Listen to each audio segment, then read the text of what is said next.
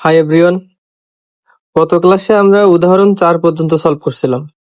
আজকে আমরা উদাহরণ 5 থেকে শুরু করব।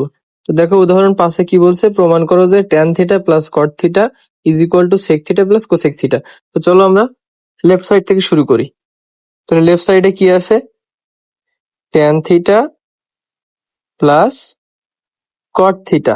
তো tan থিটাকে আমরা লিখতে পারি কি sin theta by cos theta, আর cot থিটাকে আমরা লিখতে পারি কি cos theta by sin theta. আচ্ছা, এবার আমরা যদি একটু লসাগু করি তাহলে এখানে নিচে কি থাকে, sine theta into cos theta, আর উপরে থাকে কি কস, কস থাকলে এখানে হবে sine square theta plus sine sine গেল, তাহলে কস স্কোয়ার থিটা। তো sine square theta plus cos square theta is equal to 1, আর নিচে হচ্ছে কি sine theta into cos theta. আচ্ছা, এরপরে এই সাইডে দেখো, এরপরে আমরা কি লিখতে পারি একটু লেখো, দেখো 1 by sine theta into 1 by cos theta. এটাকে আমরা একটু ভেঙে লিখলাম, তাহলে 1 বাই সাইন মানে কি কোসেক থিটা, আর 1 বাই কস মানে হচ্ছে সেক থিটা। তাহলে আমরা একটু অ্যালাইন করে নেই, sec theta into cosec theta. তাহলে এটাই কিন্তু আমাদের রাইট সাইড। তাহলে এটা কিন্তু আমরা প্রমাণ করে ফেললাম। আচ্ছা, এবার 6 নম্বর উদাহরণটা দেখো কি বলছে, প্রমাণ করো যে sec square theta plus cosec square theta is equal to sec square theta into cosec square theta. তো চলো আমরা এখান থেকে লেফট সাইড লিখি। লেফট সাইডে কি বলছে, sec square theta plus cosec square theta.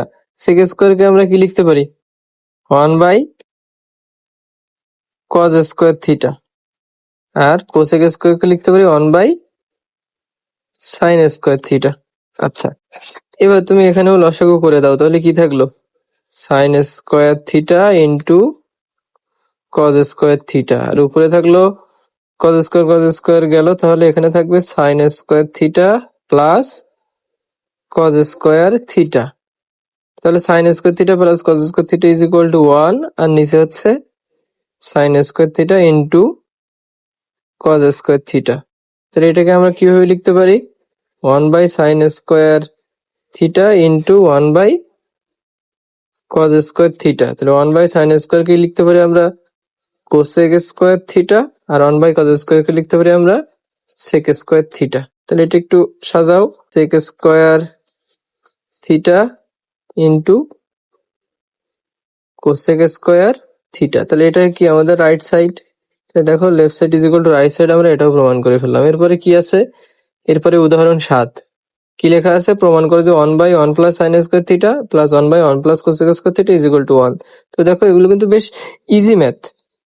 দেখো আমরা এখানেও কি লেফট সাইড লিখবো, লেফট সাইডে কি আছে 1 by 1 plus sine square theta plus 1 by 1 plus cosec square theta. তাহলে এখানে আমরা 1 by 1 plus sine square theta এভাবেই রেখে দিব, আর 1 বাই 1 প্লাস কোসেক স্কোয়ার কে আমরা লিখবো কোসেক স্কোয়ার মানে কি 1 বাই সাইন স্কোয়ার থিটা।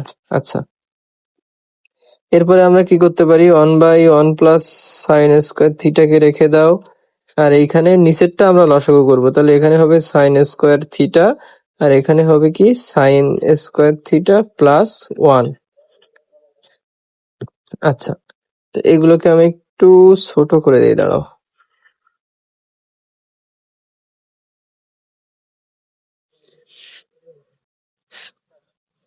আচ্ছা, তাহলে এবার এর পরের লাইনে আমরা কি করতে পারি যে 1 by 1 plus sine square theta plus, তাহলে এটা যদি আমরা একটু ঠিক করে লিখি তাহলে উপরে যাবে সাইন স্কোয়ার থিটা, আর নিচে থাকবে কি সাইন স্কোয়ার থিটা প্লাস 1। তাহলে দেখো নিচে দুই জায়গায় দুইটাই সাইন স্কোয়ার থিটা, লসাগু করো। তাহলে সাইন স্কোয়ার থিটা প্লাস 1, আর উপরে থাকলো 1 প্লাস সাইন স্কোয়ার থিটা। তাহলে আমরা কি লিখতে পারি যে 1 plus sine square theta by 1 plus sine square theta, কাটাকাটি করলে 1। এটা হচ্ছে আমাদের রাইট সাইড।